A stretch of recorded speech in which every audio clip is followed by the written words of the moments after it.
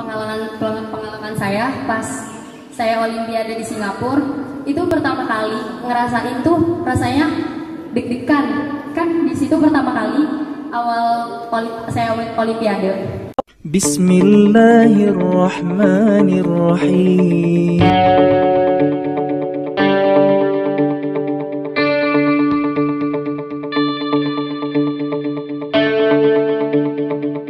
Assalamualaikum warahmatullahi wabarakatuh.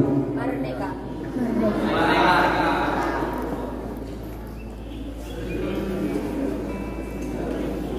A'udzu billahi minasyaitonir rajim.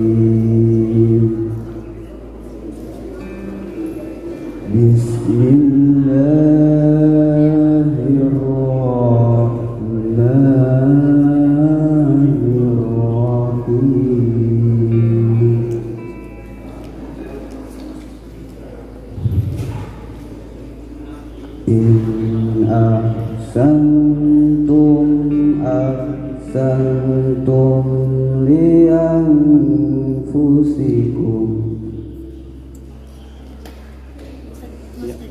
wa in asa'tum falaha fa idza jaa wa'dul akhirati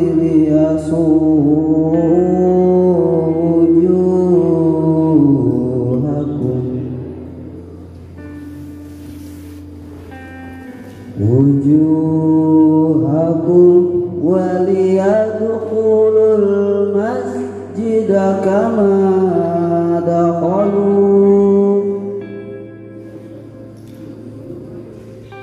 al masjida kama dakhalu awwala marratin waliyutabbiru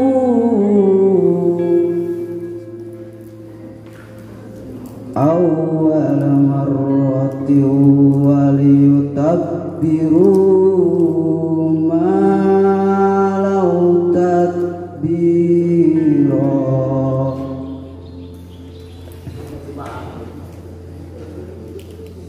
Aku berlindung kepada Allah dari godaan syaitan yang terkutuk dengan menyebut nama Allah yang Maha Pengasih, Maha Penyayang. Jika kamu berbuat baik, berarti kamu berbuat baik untuk dirimu sendiri. Dan jika kamu berbuat jahat, maka kerugian kejahatan itu untuk dirimu sendiri. Apabila datang saat hukuman yang kedua, kami bangkitkan musuhmu untuk menyeramkan wajahmu. Lalu mereka masuk ke dalam Masjidil Aqsa. Sebagaimana ketika mereka memasukinya pertama kali dan mereka membinasakan apa saja yang mereka kuasai. Maha benar Allah atas segala firman. Shadaqallahul adzim. Wassalamualaikum warahmatullahi wabarakatuh.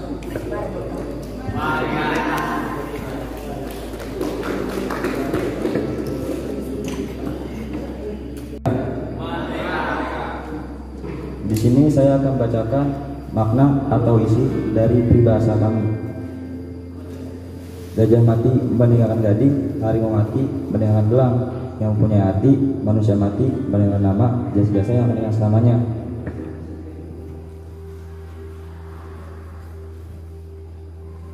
Maksud dari peribahasa ini bukan hanya saat kita meninggal saja, baru kebaikan kita akan dikenal oleh orang lain, melainkan ketika kita dalam menjalani hidup sehari-hari, orang selalu menilai yang kita perbuat. Jika kita membiasakan berbuat baik, maka orang lain dapat menilai dari kebaikan yang kita tanamkan. Dan sebaliknya, jika kita melakukan keburukan, maka orang lain menilai dari keburukan yang kita perbuat. Seperti pepatah yang mengatakan, satu kesalahan bisa menutupi 1000 kebaikan, yang berarti kita tidak boleh merasa puas dengan kebaikan yang telah kita perbuat, karena bahkan 1000 kebaikan saja bisa terhapus oleh satu kesalahan, baik dari kesalahan besar maupun kesalahan yang kecil. Hal tersebut bisa kita aplikasikan dalam kehidupan kita sehari-hari. Mulai dari setiap kita melihat seorang dalam kesusahan, maka kita bantu dengan ikhlas tanpa mengharap imbalan sedikit pun. Jika kita membantunya dengan ikhlas, suatu kebaikan itu pasti akan mendapatkan pahala yang tak terhitung nominalnya. Di kehidupan kita pasti masih sering didapati yang seperti itu. Jika kita melakukan suatu kebaikan, karena kita memikirkan hal apa yang Dia berikan kepada kita. Karena semua itu Allah Subhanahu wa taala sudah mengaturnya untuk kita semua. Seperti perbuatan yang mengatakan, jika kita berbuat kebaikan, pasti akan membalas dengan kebaikan. Maka jika kita berbuat keburukan, pasti dibalas dengan keburukan pula. Suatu yang membuat kita menjadi berdatangan adalah malas untuk melakukannya. Karena pada dasarnya setiap orang yang lahir di dunia ini, mereka lahir sebagai orang baik, lahir sebagai orang punya hati, mempunyai empati. Tidak ada satupun manusia lahir sebagai orang cuek dan jahat. Tapi kadang tanpa kita sadari, lingkunganlah yang membuat kita berubah. Kesibukan kita membuat kita menjadi orang yang kurang peka karena terlalu sibuk dan yang tugas menumpuk. Kita jadi nggak sabar, mudah marah dan emosian karena ambisi. Kadang kita menjadi individu yang egois, mau menang sendiri dan kurang bisa berempati. Sekian, walhamdulillahirrahmanirrahim. Assalamualaikum, merdeka.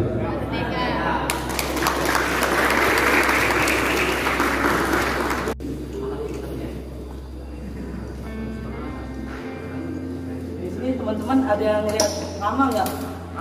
Rama siapa? Rama Gucci. Gucci mana? Gucci loh yang merek terkenal itu. Ada yang lihat nggak? Enggak. Oh, nggak ada yang lihat. Jadi tadi soalnya saya disuruh duluan kan. Dia bilang dia datangnya bakal cepet. Oh, ternyata lama. Kita telepon dulu aja.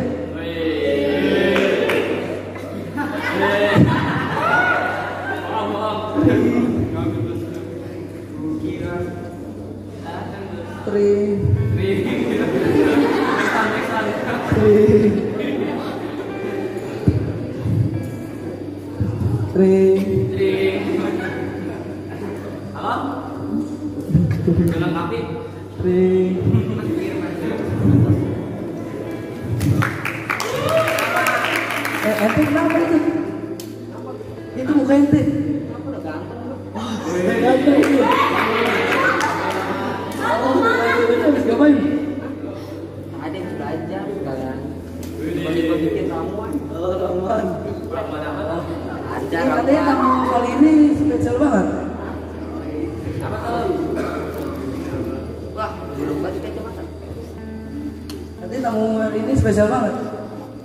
Aja sih. Tamu apaan? Tamu. Ini kan acara bukan sekedar talk show. Wih. Iya nih ada nih tamu. Sekarang kita kedatangan tamu yang spesial banget dah pokoknya. Dia tuh wah udah mengharumkan nama Indonesia. Ya udahlah, nggak usah lama-lama. Kita sambut Alvaro dan Miska.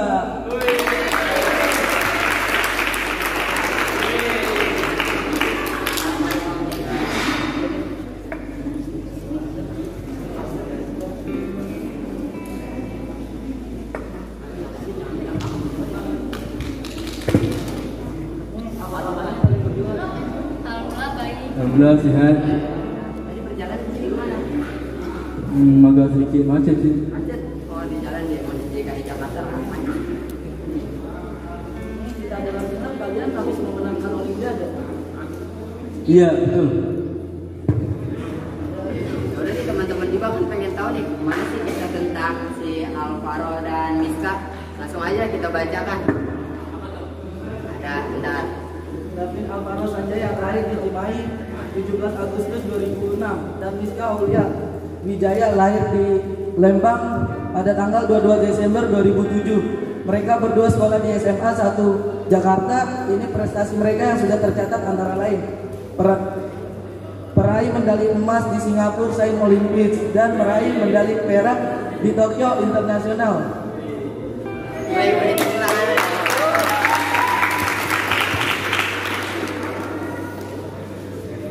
Itu gimana sih sekalian ikut Olimpiade? Gimana sih gimana itu Olimpiadenya?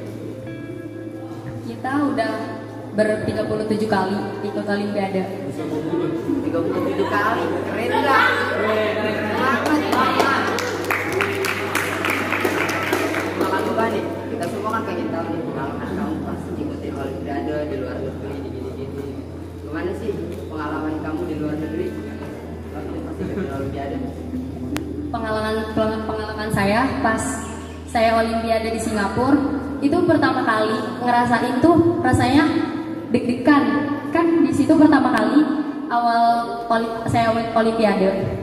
Nah di situ saya baru pertama kali ngerasain banyak peserta-peserta yang lebih pintar dari saya. Tapi alhamdulillah di situ saya lolos.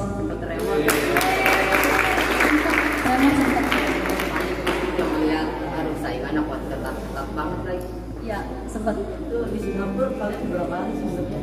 Di Singapura itu ketika itu sekitar 1 minggu. Ini kalian bareng kan di Singapura ya, tadinya bareng? Iya, bareng.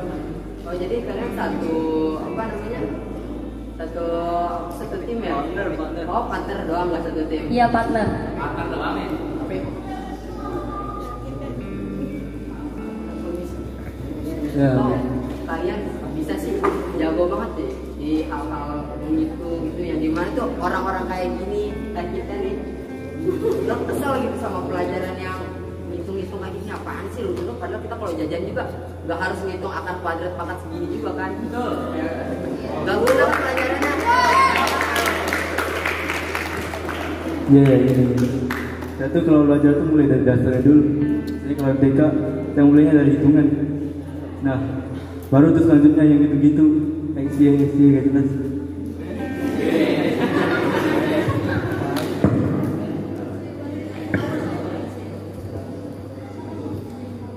Ini kalian kan sebelum masuk ke internasional kan pasti kan ada lawan, enggak ada tahap-tahapnya nih. Misalnya tahap antar sekolah, tahap antar daerah, provinsi kan, baru nasional, baru internasional kan. Itu tapi gimana sih perasaan kalian pas menang dia pertama nih di antar sekolah? Sebenarnya pertama sempat ragu pas nyoba di provinsi.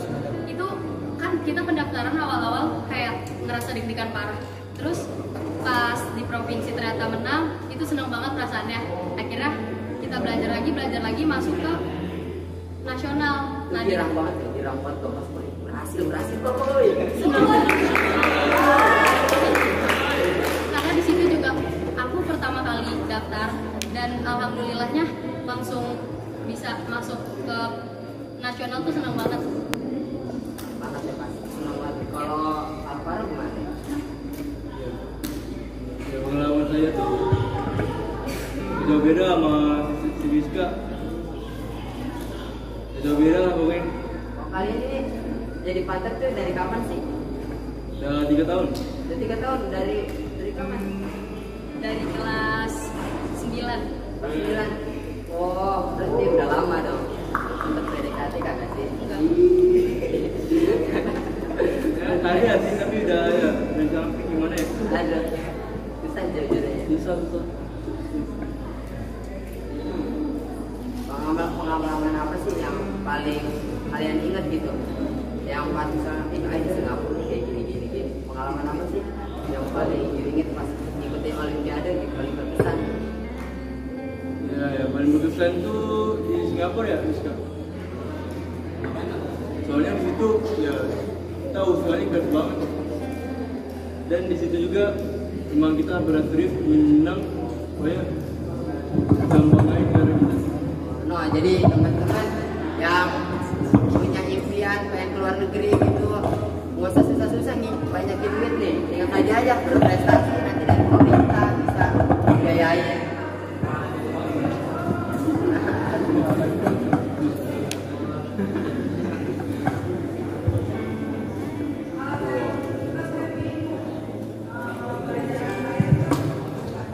Kalian selain pandai di MTK, biologi gitu-gitu, sains, ada nggak sih hobi kalian, hobi lain?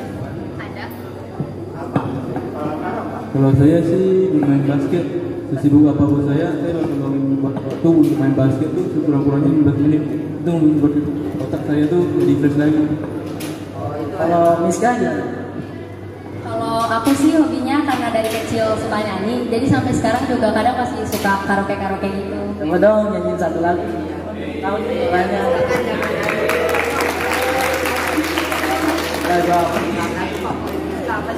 Lagu favorit ya. Gak usah pakai. Ku terima suratmu, telah ku baca dan aku mengerti betapa rindunya dirimu antara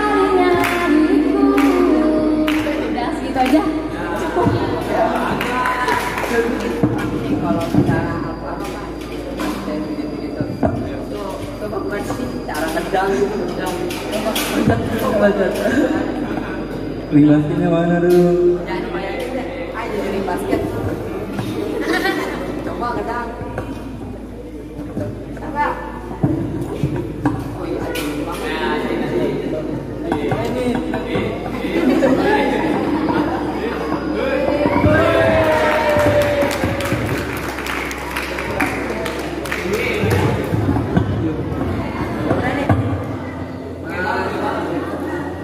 kalian punya nggak sih pesan-pesan gitu buat apa namanya penerus bangsa gitu, generasi kamu selanjutnya, generasi kita gitu ya. Pesan saya untuk generasi selanjutnya, tetap semangat terus dalam belajar, tingkatkan terus kemampuan kalian. Ketika kalian punya skill, tingkatkan terus skill kalian agar kemampuan kalian terus berkembang. Karena di sini aku juga belajar, pasti ada usaha, gak main asal belajar jadi terus bisa sampai kayak gini. Di sini juga banyak usaha-usaha yang aku alamin. Jadi buat generasi selanjutnya, tingkatin terus semangat belajar kalian, karena usaha tidak akan mengkhianati hasil. Ya, itu pesan-pesan terakhir dari Miska. Semoga kalian bisa termotivasi ya, gitu, dan semangat lagi belajarnya. Ya buat Alvaro gimana? Ya, untuk pelajar-pelajar yang di luar sana lagi nonton kita nih. Tapi lah, saya dan Miska bukanlah orang yang hebat. Orang yang hebatnya juga tentu bukan cuma pintar. Nah, ini murid seperti kalian. Yang dimana kita sering merasakan apa yang namanya kegagalan. Tapi ingatlah, kegagalan adalah bumbu yang memberi rasa pada kesuksesan.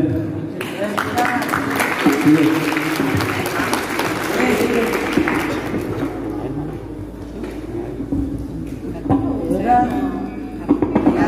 sekian nih dari buat Sosrom. Terima kasih ya udah datang juga ke bukan sekedar talk show. Ya udah ulang. Bukan sekedar talk show.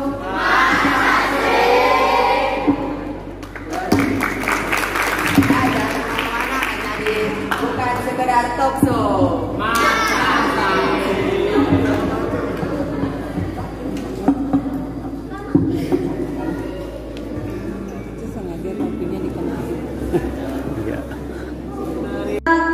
Air asli.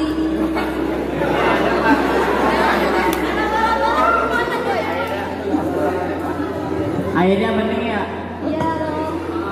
Nggak ada apa-apanya kan ini?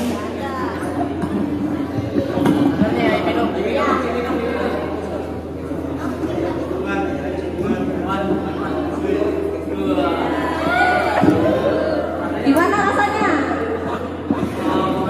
Rasanya itu kayak seger gitu, tiba-tiba langsung plong aja. Yang tadinya capek tiba-tiba langsung seger lagi. Iya dong. Tapi gimana rasanya? Ada manis-manisnya enggak? Rasa manis. Ya kalau menurut saya nggak ada sih Mbak, soalnya manis-manisnya udah ada di Mbak.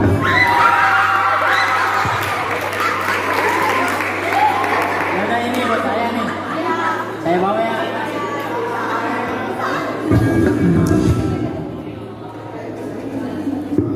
Yaudah Mbak mau nggak jogging bareng aku? Boleh. Ayo.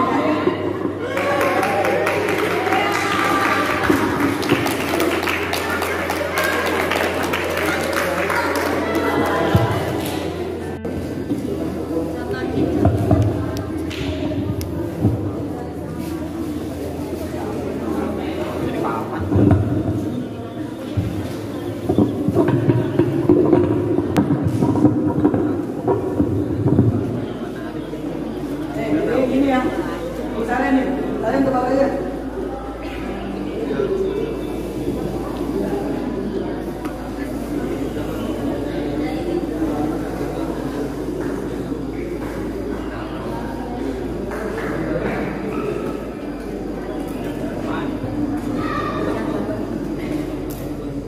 Sudah,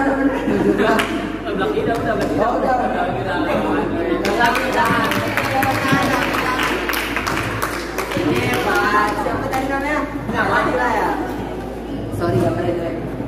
Apaan sih kipas itu? Tangan dong. Coba deh. Itu deh yang gambar.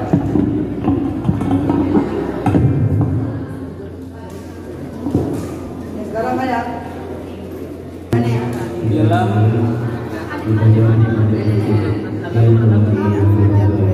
Nah, lagu dalam negeri. lagu dalam negeri.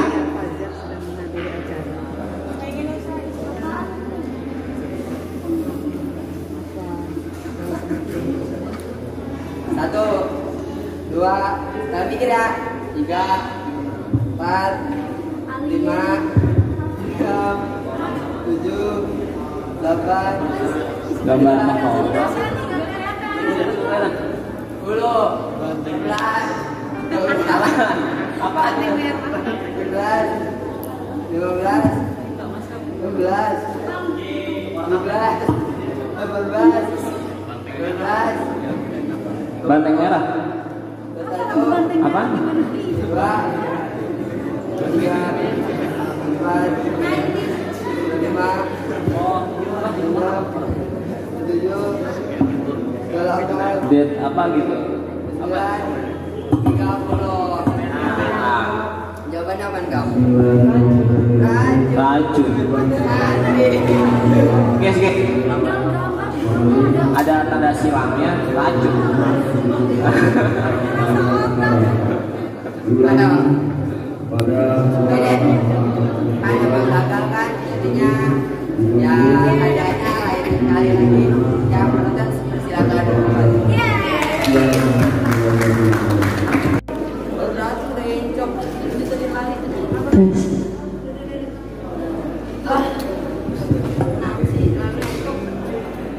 Masih di olahraga. Oh iya tadi sore ada kita tamu hari ini olahraga gitu. Olahraga juga. Oh jadi ente ikut langsung ikut olahraga juga. Ya udahlah, nggak usah lama-lama, banyak-banyak hijau. Langsung kita panggilkan Gelen dan Janita.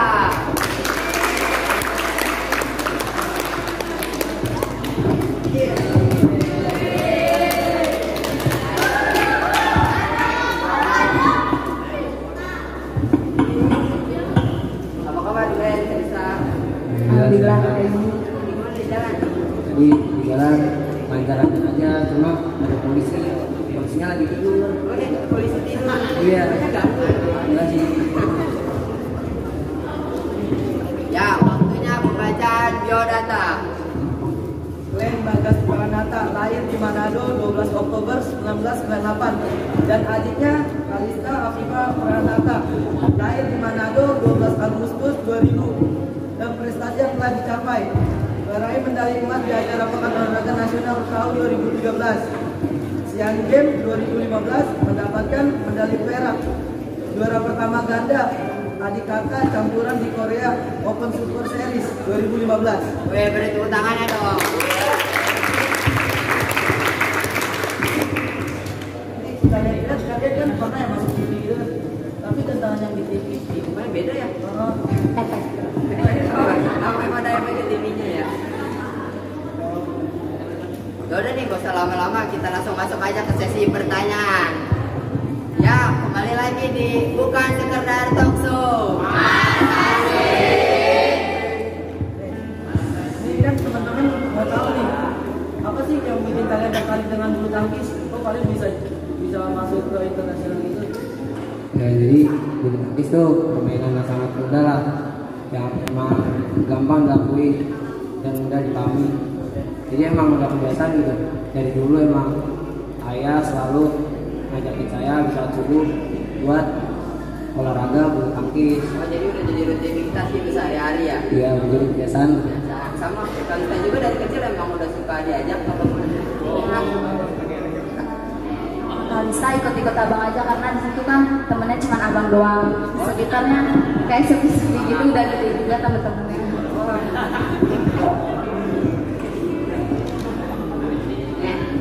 Kalian kok gimana sih pengalaman apa sih? Kalian kan katanya ikut bulu tangkis itu di umur berapa sih?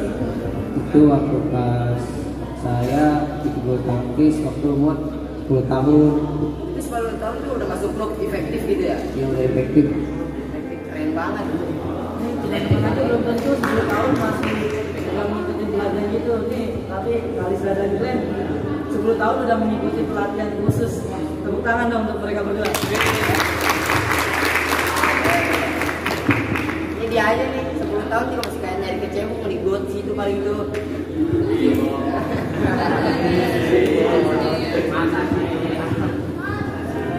Gimana sih perasaan kalian pas pertama kali masuk lawan di luar negeri gitu? Ya waktu pertama kali sih ya kita kan emang kayak nggak nyangka aja gitu. Biasanya kita olahraga doang, makan rumah, mainan, main sama orang tua. Nggak kebayang kita udah kayak udah masuk klub terus kita tanding gitu.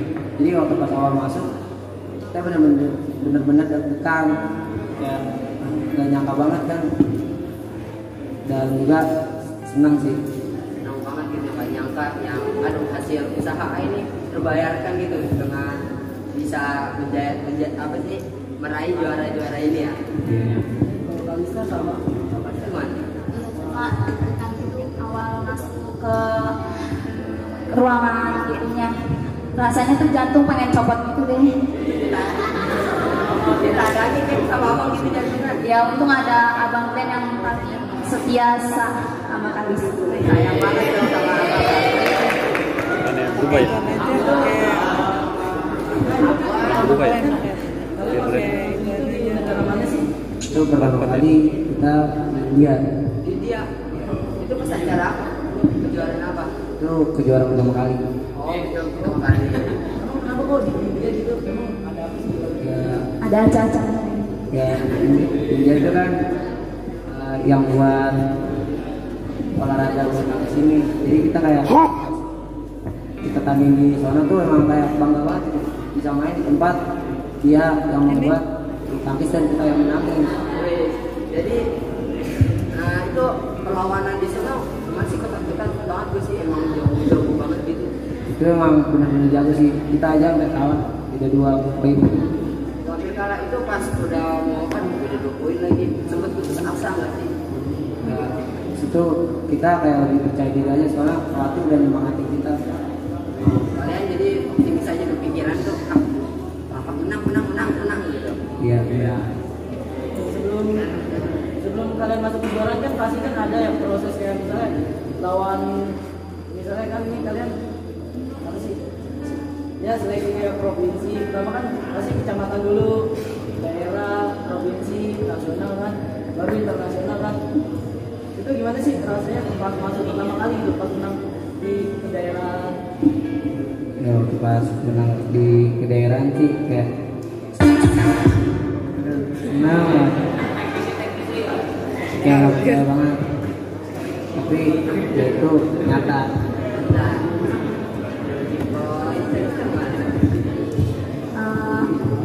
Kalista juga awalnya nggak masuk sih, tapi dengan mengikuti seleksi gitu akhirnya Kalista masuk juga.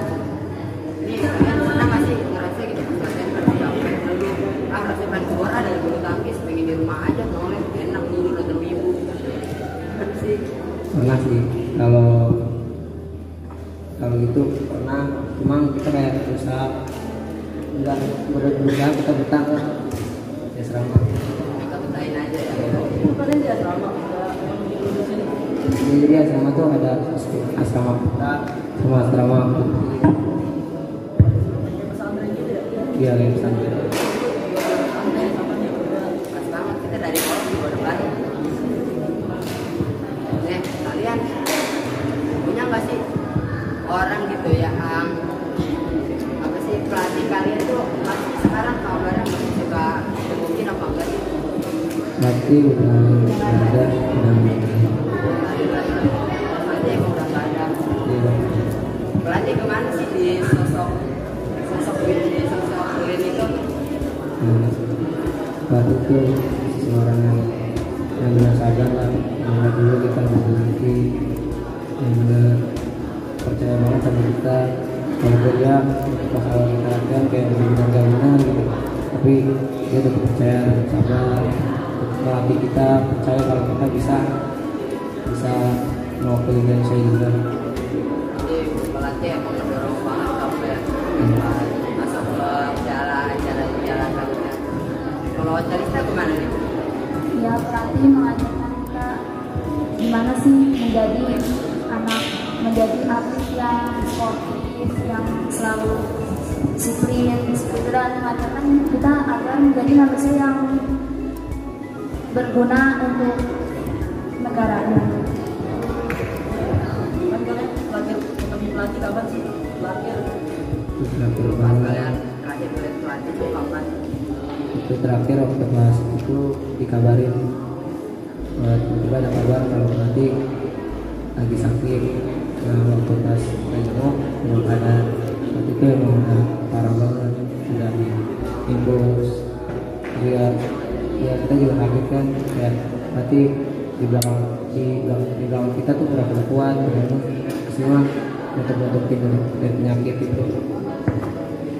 Itu berarti kalau menurut kalian itu udah kayak ayah pengganti gitu lah ya. Kalian punya nih, kalau tadi kita ngomong pelatih, kalian punya nggak sih orang yang bikin kalian termotivasi gitu, kayak misalnya itu pengen banget kayak dia gitu, ada nggak sih? Ada sih, Kevin misalnya ya suka banget. Saja ya. Udah, berarti punya sesuatu saja itu kayak gimana sih?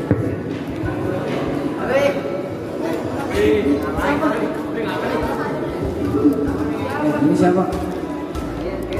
Lah, Kevin siapa?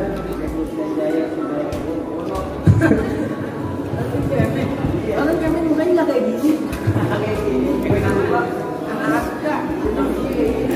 kayak Kevin cakep, apin repot sama kucing.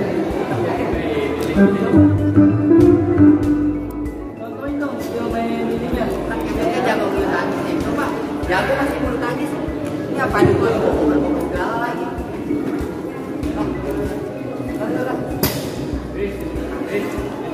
Ayo kasih punya cara main sini bulu tangkis yang benar.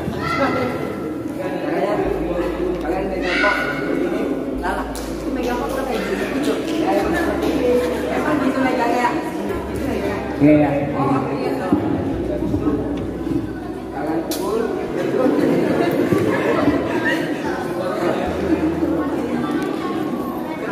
Ada lagi nggak?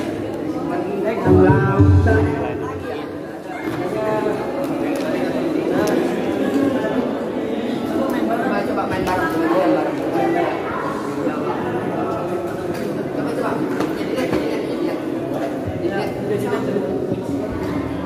Bergaya itu lumayan ya.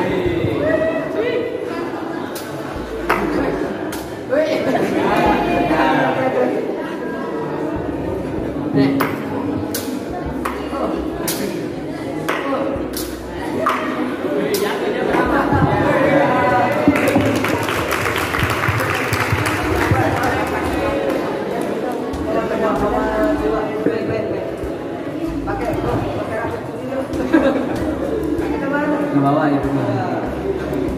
Udah kali itu enak aja. Begitu tuh. Kaki jadinya lagi. Wait.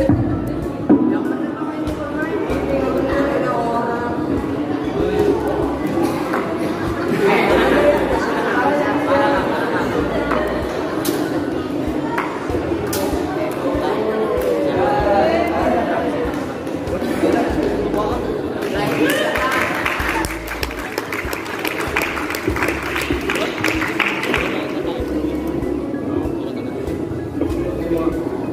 Siapa yang udah ikut teman-teman bisa datang sini? Kevin Sanjaya kamu dong, bukan Kevin Sanjaya Widodo.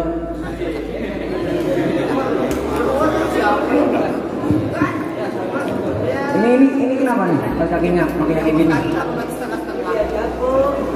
Saya yang nilai nanti saya yang mungkin bisa didiskusikan berdua. Oh jadi jurinya oh ya. Salah. Fidel. Dia bentar ini.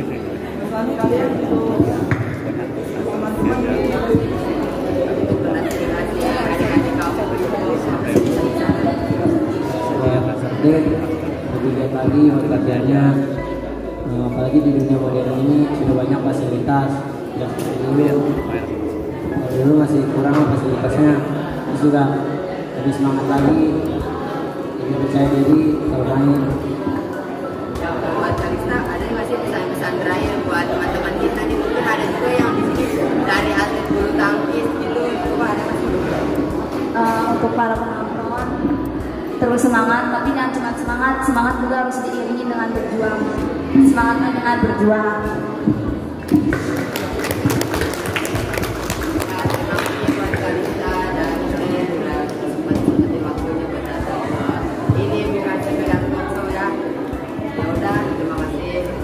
Buat penonton jangan kemana-mana karena di sini ada sesuatu yang lebih menarik dari ini.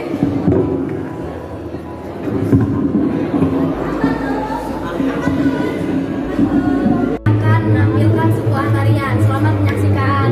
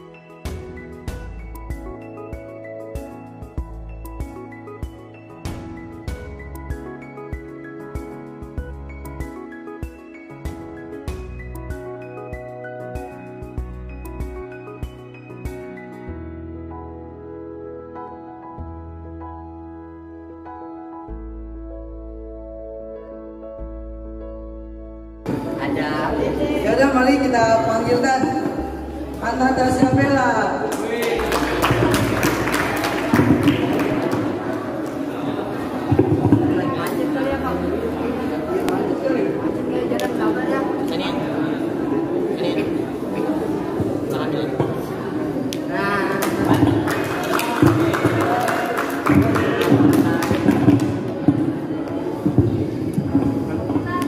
Ya, yang kita dengar-dengar anak Isabella merupakan ini ya, merupakan yang terkenal di sosial media karena telah membanyak cover banyak lagu, tapi di samping itu dia ada cerita lain yang membuat dia tuh traumatis. Iya. Kita juga kita sebenarnya sempat nih sebelum dia ngajak ke sini kita sempat mengundang, tapi karena dia lagi down, lagi gak enak itu moodnya, makanya kita nggak panggil, makanya kita panggil sekarang. Emang apa sih yang bikin kamu waktu itu Don? Yang bikin aku down itu tentang omongan-omongan orang yang tentang aku. Itu misalnya kayak apa? Isu-isu yang tak sesuai dengan fakta. Apalagi kan itu susah buat dapetin pembelaannya. Apalagi ada orang yang bawa-bawa keluarga, orang tua itu kan privasi. Jadi aku sensitif tentang itu. Iya.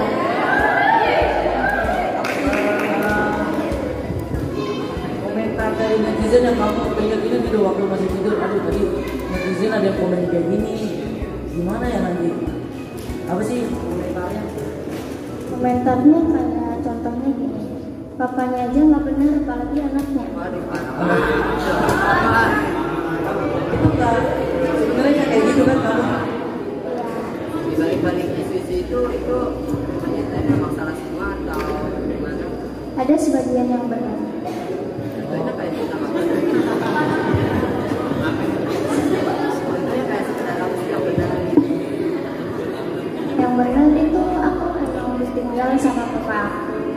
Memang ditinggal cerai karena papa aku sibuk terus pecandu. Jadi papa sama mama ini udah cerai ya bisa Pak? Iya. Itu dari umur berapa tahun sih?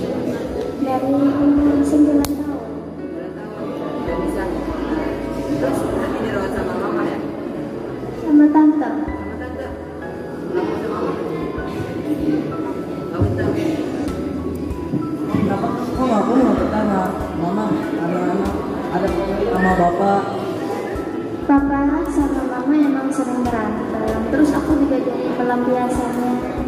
Jadi kamu yang punya bahasa gitu ya dari keluarga jalan bapak, kamu yang kena gitu jadinya. Iya.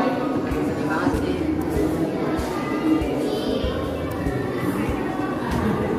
Tante gimana sih menurut kamu orangnya? Tante orangnya baik, terus sabar juga ngertiin aku yang sedikit nakal.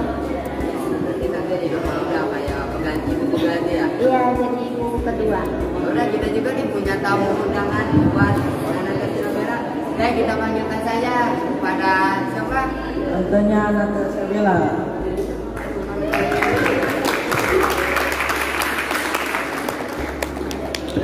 Tante, apa kabar?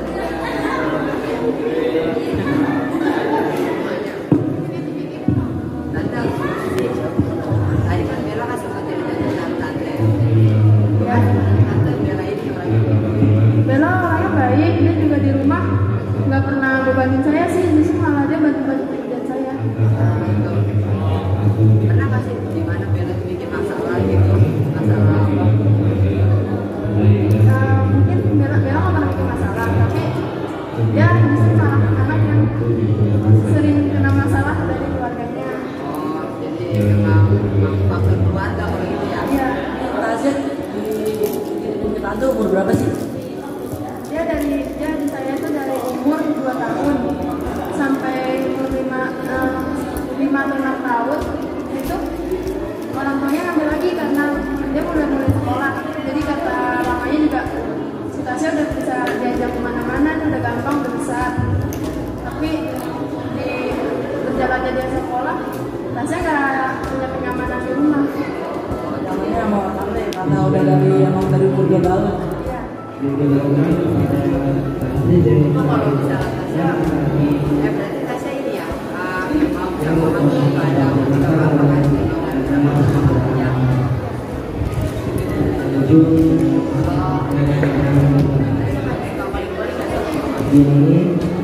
Kalau sama mama masih satu komunikasi. Kalau ada chat juga masih dijawab. Mama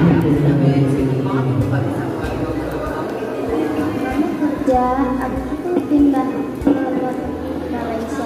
Oh jadi emang udah jadi luar negeri jadinya emang jauh gitu ya? Iya, jadi jauh. Kan Indonesia gitu. Tantenya pas ada Tante Bella merasa dibebani nggak sih? Masa ada itu udah punya Iya, anak. iya. Alhamdulillah anak saya juga sekarang sudah kuliah, terus juga udah punya penghasilan sendiri. Jadi saya juga merasa senang lah mereka kesepian di rumah karena ada kelasnya. Bisa ditemani gitu ya? Iya. Ya, berikutan buat sosok anak Tasya Nabila.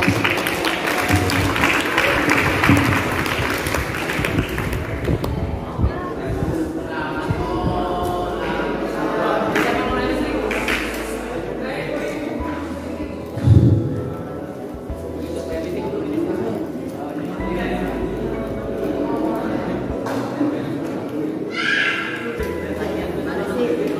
Tante nih, orang ini tante dari ayah apa dari ibu sih? Aku dari kakak. Oh, kakak mamanya Tasya itu. Tapi kakak ini Tasya tahu pasti latar belakang dari sosok ayahnya Tasya. Kalau kayak Tasya itu emang dari masa mudanya udah dia. Terus pas udah mulai nikah, mamanya Tasya tuh udah sadar buat selalu tegur adanya Tasya jangan selingkuh lagi. Tapi pas nikah bukan cuma setelah nikah bukan sadar tapi malah makin menjadi ibu apa sih jadi nafkah. Oh, jadi memang gara-gara faktor keluarga itu Tasya yang terlibat. Ya udah, katanya ada masih saya buat fans berat Tasya gitu.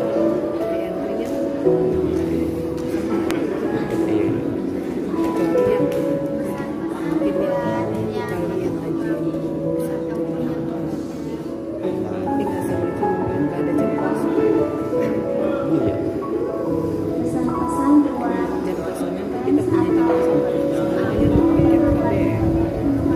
sesuai dengan faktanya. Mungkin aku sakit hati banget.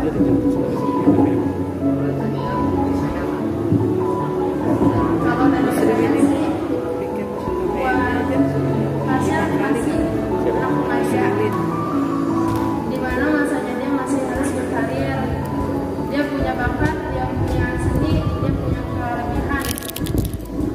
Memang setiap orang kan punya kelebihan sama kekurangan. Jangan lihat orang itu dari kekurangannya saja, pasti dia sudah sering berbuat baik. Kalau emang banyak kata mengatakan beribu kebaikan bisa tertutupi oleh satu kesalahan, tapi jangan pernah memandang orang hanya dari sudut mata atau dari luarnya saja, tapi lihat dari apa yang dia lakuin. Ya,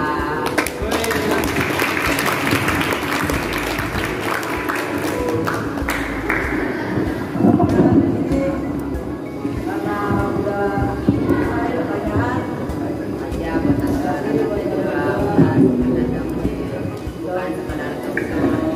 kita meluangkan waktunya. Nah, jadi ya itu teman-teman.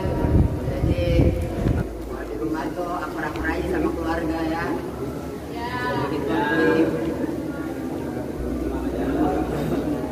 Ya sudah, mungkin ini makasih buat teman-teman juga yang udah menyaksikan bukan sekedar talkshow. Setelah ini bakal ada penampilan dari Egg Teenager.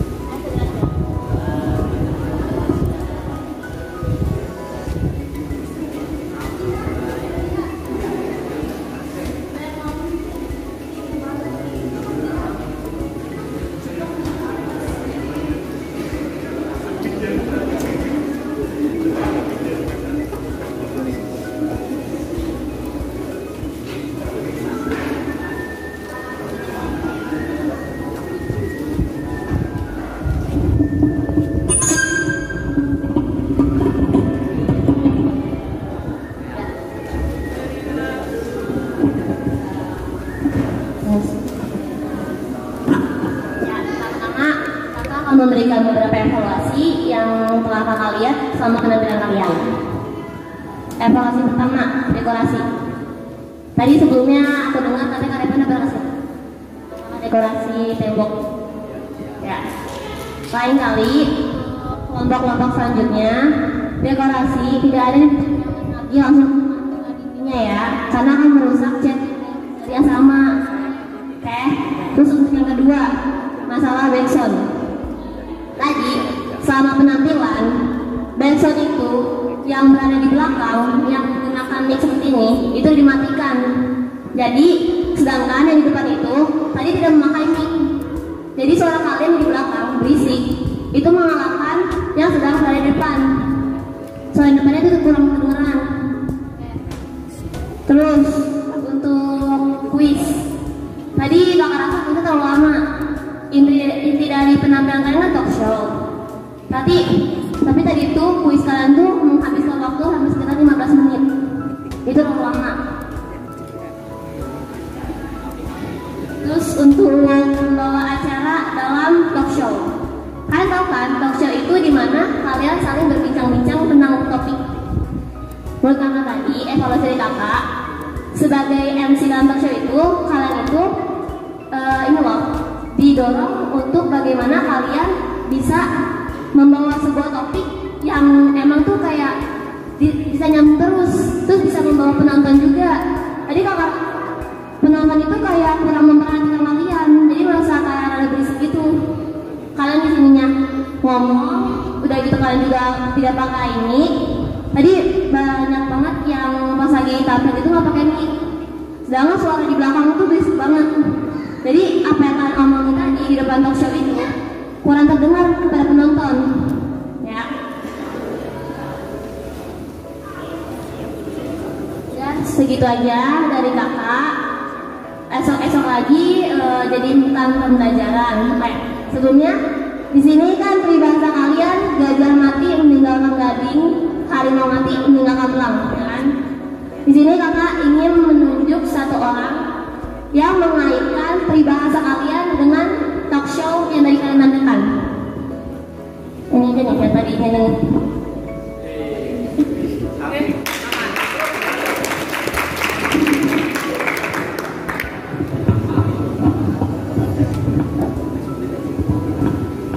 Jadi maksud dari peribahasa kelompok 18 ini yaitu gajah mati meninggalkan gading dan harimau mati meninggalkan belang, yang kita tarik kesimpulan manusia semasa hidupnya jika ia berbuat kebaikan, jika ia menanamkan kebaikan di semasa hidupnya, saat dia udah nggak ada akan dikenang juga kebaikannya oleh orang. Ya itu tertera dalam gajah mati meninggalkan gading. Kenapa gajah mati meninggalkan gading? Saya tarik kesimpulan adalah manusia yang baik, meninggalkan sejarah yang baik untuk orang-orang. Jadi gading itu adalah sesuatu benda yang sangat berharga gitu, bermakna, mahal kalau dijual harganya. Jadi saya tarik kesimpulannya gading itu adalah sebuah kebaikan. Jadi maksud dari gajah mati meninggalkan gading seperti itu. Kalau harimau mati meninggalkan belang itu sebaliknya. Seperti yang kita tahu, gajah mati meninggalkan gading itu positifnya, berarti harimau mati meninggalkan gading, harimau mati meninggalkan belang itu adalah kebalikannya, yaitu ketika kita di semasa hidupnya itu sering berbuat jahat, terus selalu membuat orang risih, pokoknya kurang lebihnya contohnya seperti sering maling, sering banyaklah narkoba, pokoknya gitu. Nanti saat dia sudah nggak ada, sudah tiada, akan dicap keburukannya oleh orang-orang. Yang itu tertera pada harimau meninggalkan belang. Kenapa kita ambil belang? Kenapa yang masuk belang ini? Jadi saya ambil dari artikel kulit harimau itu akan tumbuh di mana bulu itu tumbuh. Jadi misalnya di tangannya oranye, awal tumbuhnya oranye, gak bakal pas dia tumbuh tiba di ujungnya warna hitam. Nah maksud saya seperti ini. Jadi kalau kita dari awal udah nanamin keburukan ke orang, seterusnya juga akan buruk terus, nggak mungkin bakal bisa berubah jadi baik. Nah itu yang saya ini kan saya kaitkan dengan kulit harimau itu.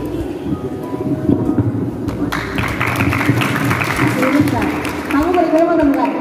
Kurikulum. Oh. Karena harap yang tadi kedua kalian jelaskan itu bisa kalian terapkan dalam kehidupan sehari-hari ya. Bahasa ini bukan hanya untuk sebagai program dalam acara ini, tapi juga sebagai pembelajaran untuk kalian diterapkan dalam kehidupan sehari-hari. Sekian evaluasi dari kakak. Hadzallahu khairan wa jazakallahu khairan. Assalamualaikum.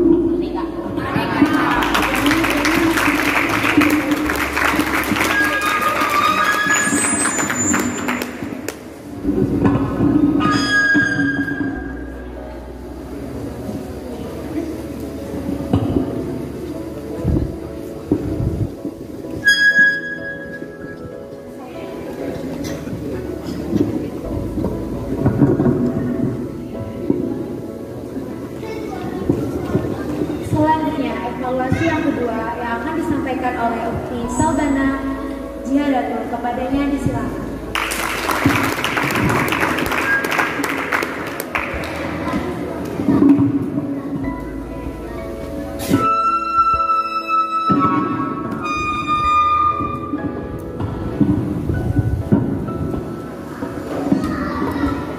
Oke, bismillahirrahmanirrahim. Assalamualaikum Merdeka. Sebelumnya kita ingin applause dulu ya untuk yang tampil.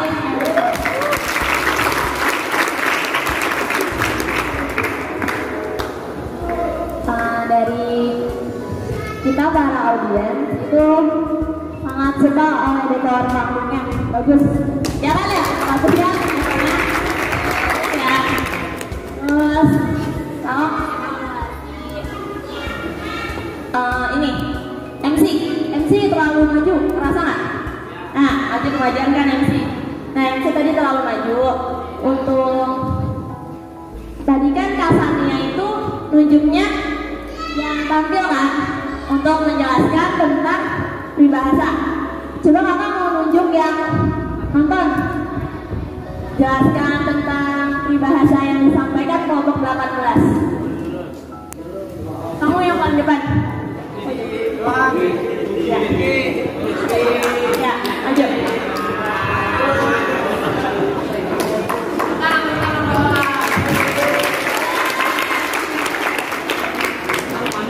Kita mau ngetes ya, ini audiensnya paham atau tidak yang disampaikan oleh kelompok 18. Ya, bismillahirrahmanirrahim. Bismillahirrahmanirrahim.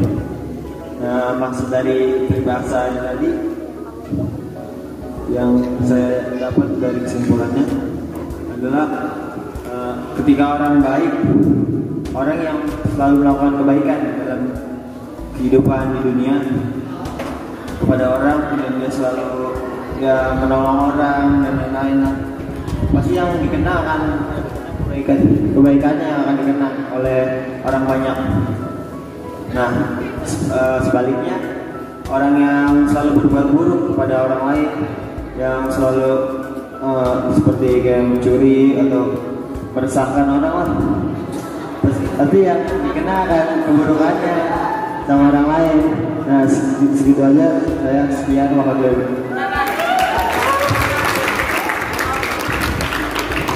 Benar itu yang mau disampaikan oleh kalian. Benar. Berarti kelompok 18 itu berhasil menyampaikan peribahasanya ya. Tepuk tangan dulu.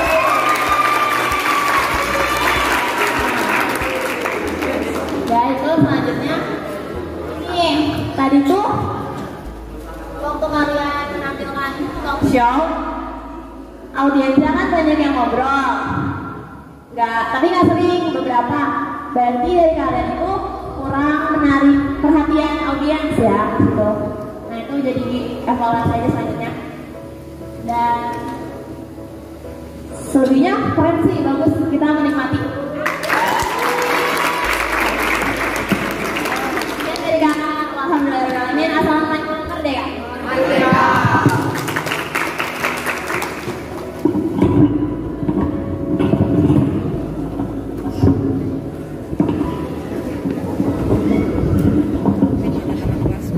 Evaluasi ketiga. kalian sampaikan. Sekarang balik lagi kepada Yadi, silakan.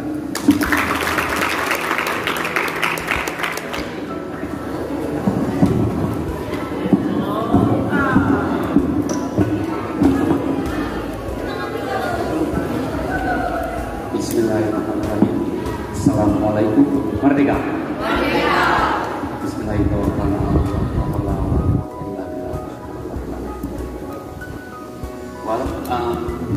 Evaluasi. Oke. Untuk evaluasi satu kata. Hello. Ya, satu kata. Luar biasa.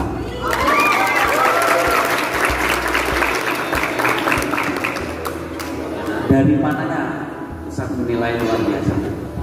Dari kalian bekerja sama, kooperatif. Kalau yang lain sudah dikomentari, yang MC agama juang, terus yang ada jeda, nah itu terlihat sekali ya. Si penonton ini sepertinya kurang menikmati pada saat ada jeda. Namun demikian, itu memang harus dikolaborasikan, maksudnya itu dikomunikasikan. Si penjam harus mengerti apa yang dikerjakan sehingga dia bisa gerak cepat, tidak ada jeda. Bagaimana caranya? Ya kalian akan belajar di praktik seperti ini. Nah, Ustadz ingin sampaikan, kalian tahu dalam dunia pendidikan itu ada yang namanya soft skill dan hard skill. Itu apa, Ustaz? Hard skill itu adalah kemampuan untuk mendapatkan nilai di dalam kelas atau akademis, gitu ya. Santri yang berangkat lebih on time, tugas apapun dikerjakan, PR semua diselesaikan, guru bilang samina wa ta'na, semua dikerjakan. Itu hard skill, dimana di dalam dunia nyata nanti kalian lulus dari katakanlah madrasah kalian lalu kuliah, bukan hanya hard skill yang dibutuhkan, tapi ada soft skill. Kalian tahu apa itu soft skill? Banyak. Bahkan soft skill itu lebih besar ujiannya dibanding hard skill. Kalian diminta harus kooperasi dengan teman-teman kalian. Kalian harus mampu pandai bernegosiasi. Kalian harus mampu memanage orang. Kalian harus mampu bekerja sama dalam hal apapun. Kedisiplinan, keteguhan, kadang dibully, kadang melihat temannya yang tidak on time, kadang banyak hal. Nah, satu diantaranya soft skill didapati di lapangan, bukan di kelas. Di soft skill itu didapati di lapangan. Opmas itu pelajarannya sangat mahal karena semua terlibat dengan kemampuan soft skill tadi. Nah, satu diantaranya analisis peribahasa ini, ya ini kalian mendapati banyak hal dalam hal soft skill tadi. Jadi yang bukan hard skill. Nah, pertanyaannya bagaimana supaya hidup ke depan kita nanti sukses? Ya terlihat dari acara ini. Pada saat kamu bisa membawakan tema, ya kan, judul, tendensinya sampai closing nanti itu sempurna, bisa dibilang kamu ke depan akan terbiasa dan akhirnya jadi sukses. Tapi luar biasa, 3 kali tepuk tangan dulu buat. Nah, yang Ustaz ingin ceritakan lagi, ini menarik. Ini grup 18, betul? Grup 18 di managing ya, dimanajekan oleh Ventural 19, betul? Dan 20-nya adalah angkatan 18, 19, 20. Ada kode apa ini? Cantik ya, 18, 19, 20. Grup 18 di manage 19 dan apa namanya? Ini atas 20. Luar biasa. Ini ada kode-kode alam yang buat kamu jadi lebih sukses di nomor itu, betul nggak? Di sini kan beda-beda. Ya, semoga ada kaitan. Ya, intinya adalah satu buah sukses itu nggak akan Sebentar, sukses itu berjamaah intinya. Oke, pada saat kamu di kelas ngerjain tugas sendiri nilainya 90, nggak jamin kamu nanti di luar sukses. Kenapa yang namanya sukses itu bukan one man show, bukan Superman, tapi apa? Super team. Bagaimana kamu bisa mensukseskan orang sehingga kamu juga akan ikut sukses. Dari skop kecil ini organisasi, gitu ya. Jadi tetap kooperatif, kohesif itu apa? Kompak, ya, kerjasama, kooperatif, dan saya yakin ini bisa jadi momentum kalian selalu dikenang, gitu ya. Kenapa? Karena akan ada selamanya nih Toleransi Perdamaian Channel. Oke, kayaknya itu aja. Namun tetap harus jangan besar kepala, gitu ya. Wah, saya udah oke, tapi komentarnya positif juga. Tidak jaminan kamu jadi sukses nanti, gitu ya. Ya, Ustaz mengerti yang mengkoordinir ini mungkin 1, 2, 3 orang yang lebih kerja keras, lebih memberikan banyak harinya, waktunya. Nah, yang lain pun harus mengerti bahwa ternyata ini hasil kerjasama, bukan individu, bukan Superman, tapi seperti ini, gitu ya. Oke, thank you so much for everything. Dan satu lagi, harus disyukuri. Semakin hari, semakin tahun, gitu ya. Acara bedah buku, disbuk, lalu masuklah ke analisis peribahasa. Ini menarik. Kenapa? Karena kalian bisa banyak memilih, entah itu ada short movie, gitu ya, atau mungkin ada penampilan seperti ini. Namun demikian, mungkin organisatornya memberikan masukan, tidak selamanya talk show, tidak selamanya live talk show, gitu ya. Sepertinya benar kakak kelas bilang tadi ada beberapa yang baik, gitu, mungkin kurang ngopi atau bagaimana ya. Tapi intinya mungkin karena kurang dipancing emosinya, emosi penonton. Nah, cara mancingnya gimana? Ya minimalnya ada cerita, ada 2 karakter yang terlibat konflik sehingga si penonton akan terpancing emosinya. Dari tadi kan hanya ngobrol cerita masa lalu, alurnya masa lalu lalu tarik lagi ke depan. Nah, ini gimana caranya diangkat dalam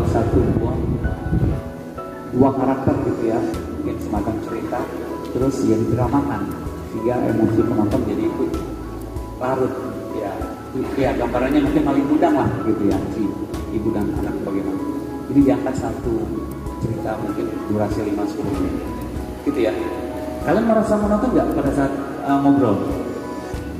Ya kemungkinan ada kalanya ya namanya orang cerita kan, ada yang senang ada yang enggak ya, ada yang dengerinnya monoton, nanti dengan dibawa ini kamu jadi maling, kamu jadi ibunya, nah itu akan lebih mantap, gitu ya. Oke, tapi luar biasa.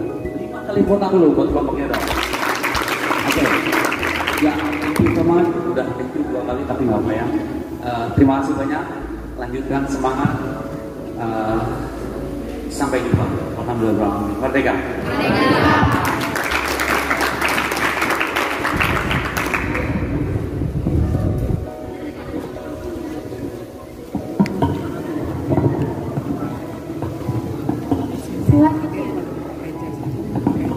Selanjutnya, evaluasi yang keempat yang akan disampaikan oleh Ustazah Siti Juhairia kepadanya disilakan. Bismillahirrahmanirrahim. Assalamualaikum warahmatullahi wabarakatuh. Waalaikumsalam. Alhamdulillah ya, semuanya keadaan sehat, semuanya dalam keadaan bahagia. Hari ini apa ya namanya, keberuntungan besar buat saya bisa melihat dengan langsung penampilan yang begitu keren, yang begitu hebat, yang mempunyai bakat terpendam di sini terungkap. Yang pertama saya minta maaf. kostum saya mungkin agak aneh terlihat karena tidak sengaja ya. Tadi diminta saja lihat dong penampilan kami. Oh iya, ternyata di sini banyak anak kelas saya yang tampil. Terus kemudian banyak anak kelas saya juga yang menjadi panitianya. Alhamdulillah, sukses buat kalian semuanya. Amin. Untuk evaluasi sepertinya sudah dibawakan semua oleh tim suksesnya ya. Dari kakak-kakaknya yang begitu hebat, yang dari kakak-kakak pembimbingnya yang begitu kreatif dan inovatif, dari jurinya mungkin Ustadz Rahmat, udah full. Ya. Saya hanya satu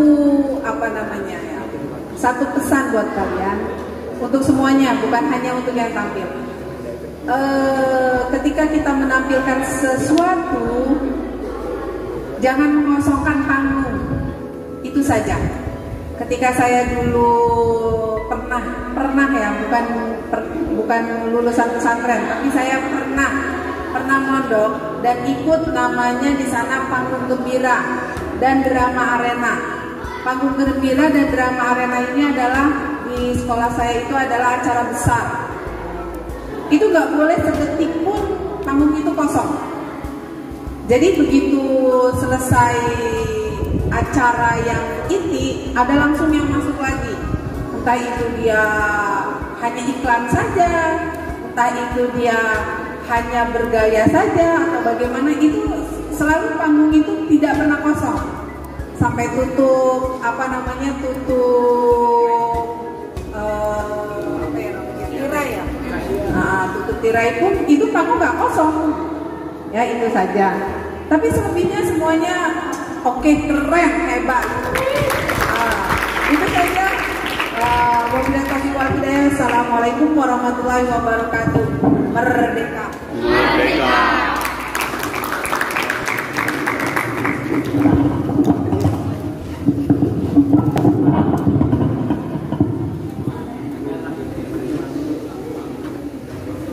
Hadirin, demikian rangkaian acara penampilan analisis peribahasa kelompok 18. Mari kita sempurnakan dengan berhamdalah. Alhamdulillah.